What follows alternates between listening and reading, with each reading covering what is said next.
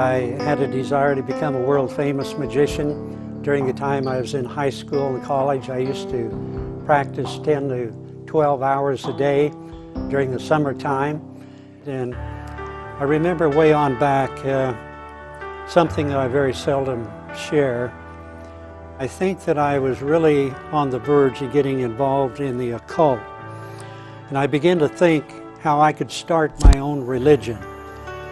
I developed different ways of concentrating on a watch or clock, causing it to stop, or concentrating on a glass and it burst into pieces. And obviously these were magic tricks, but I got the idea of starting maybe my own religion.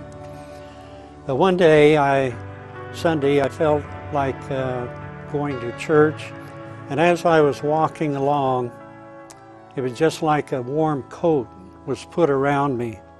Something like John Wesley said, I felt my heart strangely warmed. I just felt a love and the presence of God, and it lasted all through the church service and till afterwards.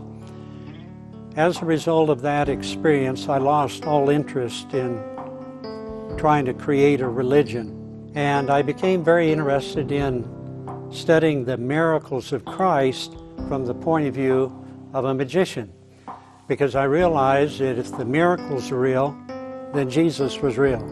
If they were not real, then he was the biggest liar, trickster, and imposter the world has ever known. Dr. Paul Kurtz, one of the 10 most influential atheists in the world, said in one of his books, the reason Christianity has succeeded for so long suggests that Jesus was extremely successful at his craft and perhaps the most successful magician who has ever lived. Well, the problem with that is Dr. Paul Kurtz is not a magician, but I am. I have over 1,000 inventions in my field. I've worked with the world's greatest magician, David Copperfield, on probably over 100 different illusions, such as making the real Statue of Liberty disappear for a few moments. So I don't pretend to know a lot about theology, but there's one thing I know a great deal about, and that's the subject of magic.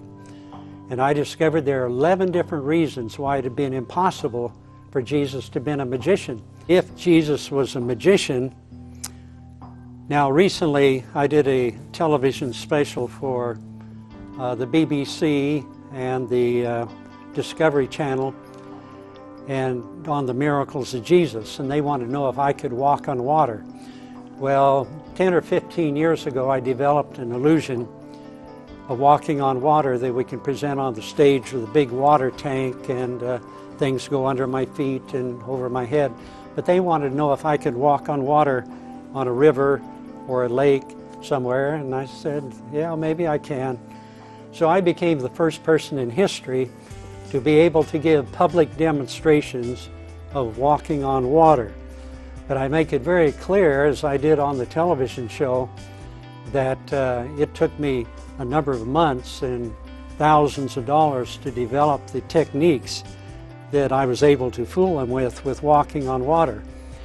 So I often say that if Jesus had been a magician, then you would have to visualize 2,000 years ago Jesus and the disciples walking through the dusty streets of Galilee in their long robes and sandals with 3 diesel trucks following along behind to carry all the equipment that had been necessary for him to be a magician. So it really goes beyond any possibility that he could have been a magician.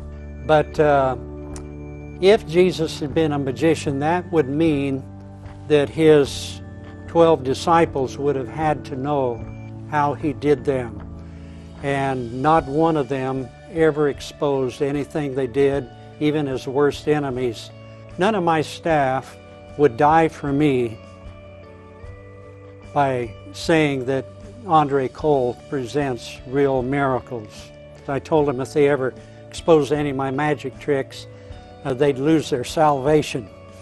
So I hope you know I'm kidding, but I tell people, if Jesus had been a magician, well, Judas would have gone on national television wearing a mask and exposed all of his tricks.